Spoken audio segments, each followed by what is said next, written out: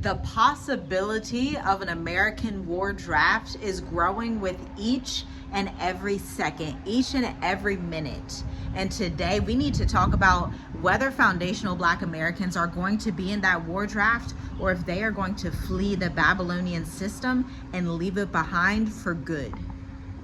Listen, before we get into the bulk of today's content, I want to start with a story. Okay, I grew up in Ohio. I grew up in a pretty well-off family. I grew up in a family on my dad's side. There's a lot of Air Force veterans, okay? Even on my dad's mom's side as well, Air Force veterans, okay? Even the neighborhood that my grandparents lived in was actually like a military family neighborhood. I have no idea how all of these ex-veterans ended up buying homes in the same area. If you're a veteran, let me know how that happens. But all of these Black veterans essentially bought property in this area. They used to be in those wars together. I believe it was the Vietnam War. They were in that war together, and then somehow they all came home to Ohio, all these Black people, and just like doing well. Beautiful neighborhood, fabulous area, fantastic society, okay? But I remember as a young girl, I would hear all of their stories about, you know, being in the Air Force and, you know, how my father grew up and spent some of his time in the Philippines and what that was like traveling overseas. And I always thought it was so interesting and so cool. I thought it was so awesome to hear those stories as a little girl. And the way that they would articulate it and talk about it was if America was the greatest thing since sliced bread, because America gave them that ability to go and fight in the war, in the Vietnam War in like the 60s and 70s, right? And they felt like it was a good thing. They felt like, you know, they had gotten the American dream. They had gotten good salaries. They had home ownership. Okay, they were able to pass down a certain level of wealth to their children and start a good prospect for their own sons. And, you know, their sons are well travelers, and even their grandchildren. I'm their grandchild, and so I travel the world obviously and have traveled with my family. They thought the prospects were great, but listen, I don't think foundational Black Americans in this time feel like that anymore. Like I think that era is long gone where foundational Black Americans would be like, yes, I can't wait to fight this war for the good old American flag. You know, we feel like we got everything we need in this country. Finally, we have a semblance of freedom. I don't think people feel like that, but you let me know down below. Do you feel like that? Let me know what you think, because with this Israel-Iran conflict growing each and every second, like literally every second of the day, I have these notifications where it's like another building has been bombed, another missile, and then, you know, I'm subscribed to some certain YouTube channels that give like foreign policy insights on the fact that the West is in fact declining, and that Russia, China, and Iran are rising, and that China is a huge threat to the US, and how Trump is sending out these tweets saying that he wants to send missiles potentially into Iran. And so there's so much turmoil that's happening in the atmosphere. But here's the thing. They may want to draft foundational Black Americans and all Americans in general, but I don't think people are going to want to go. I think people are going to be like, what was that guy's name? Muhammad Ali. When he did not want to go to the Korean War, he had said, essentially, I never had any issue with the Viet Cong or the Korean Kong or whoever it was, and he said, you guys go fight your own war. I'm gonna hang out here in jail, and I think it's like 5 years they give them if you don't go and fight in the war and you're of that military draft age, which is typically from like ages 18 to 26. It could be 18 to 28. They could start trying to pull in other people, especially if they want to put troops in the Middle East, and they have already sent certain mechanisms into the Middle East, if you know what I mean, from America. And so it's like, what do you think is next? Do you think they're going to try to pull in foundational Black Americans? But here's my thing. I think so different from my grandparents' age. I personally feel like America does not offer foundational Black Americans much, to be honest. I think they haven't given reparations. I think they don't really care. I think there's been too much police brutality. I don't think there's been any true repentance that's worthwhile. And, you know, a lot of these people, when our ancestors were enslaved, actually received reparations as the slave owners, and yet none was given to the actual descendants of slaves. And so I don't think Black Americans are with that anymore. I don't think they're like, oh yeah, let's go. You know, people can't even afford homes in the US anymore. especially the younger generation. They don't see any semblance of prosperity even happening in America. And so do you think that they're actually going to get out there and be all gung-ho, yes, let's go fight this war?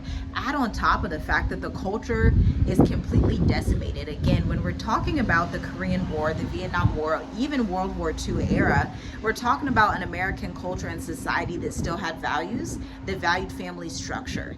But the culture that you have in America today does not value anything, does not value children, does not value defending the country, does not value life in general, does not value anything at all for any good reason. Okay, they just kind of feel like they've given up. They feel like, you know, everything is just trash, and they're just giving up, which is why you see so many Black Americans moving to Thailand, moving to Ghana, moving to South Africa, moving all over the place, because there is not a lot of hope and freedom for them in the States, and so they have sought to get it elsewhere. And again, a lot of the people who were historically passing down this generational legacy of Air Force, whatever, these people, those families like mine, are now saying, you know what, that's great that y'all are in the Air Force. That's fantastic. Kudos to all of you guys. I love that y'all did that. I love that that helps our legacy and generations and wealth establishment. But I think it's time to just travel the world myself. I don't think I need the Air Force to travel the world. I don't think I need America for much anything outside of, obviously I have to pay taxes and I have to stay compliant with things like that, and I still contribute to the American economy. But I mean, other than that, I just don't think any Black, be it man or woman, is really gung-ho like, I'm gonna jump in the Air Force and be on that, I don't even know what they call them, F-1 fighter jets, I have no idea, be on these jets and be, you know, sending it out to Iran. But the other issue with this is that it is bittersweet, because that also means if the US does not have Black America to assist in fighting these new superpowers, then America will fall. Because at the end of the day, everybody knows that when Black Americans, foundational Americans, are not on board with the growth of America, when they're not on board to actually fight those battles and be in the front lines, sacrificing themselves and all these things that they would always have us do, then inevitably the end of the West happens. And that's something that, you know, is bittersweet. You know, it's the end of an era, the rise of Russia, the rise of China, the rise of Iran. And I don't think that's necessarily the greatest thing to see, like the rise of China, because there are also some issues with China, their surveillance problems. But at the same time, foundational Black Americans just don't see value when you're not providing reparations. Look at these veterans out here. We see how y'all let these veterans just sit homeless on the streets. Like, we see how that happens. Millennials and younger see how that's happening, and it's not much of an incentive to be like, okay, I'm gonna go risk my life, and then at 60 I'm gonna be homeless. How about no? How about I work online? How about I start my business? How about I invest in real estate? How about I travel? How about I get some real world experience? Does not require me to harm other people and potentially cause my own self to have PTSD, right? This is what foundational Black Americans are thinking. And so while you do have a lot of people that are like very much patriotic still, I don't think they're patriotic to the extent that they will go and put themselves on the front line.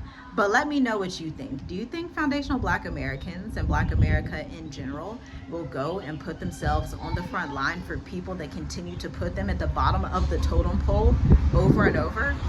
For a society that cannot even get its hyperinflation together, for a society that is double tagging itself in every issue on earth, when it's already outstretched too far and overstretched to the point that, if we're honest, if it was like an Iran and America war, I'm not sure that America would have the upper hand. If it was America and China, I'm not sure that America would have the upper hand. And you know, that's a bittersweet thing. That's like, dang, that's, you know, what can you say? But what do you expect when you treat certain populations in America this way?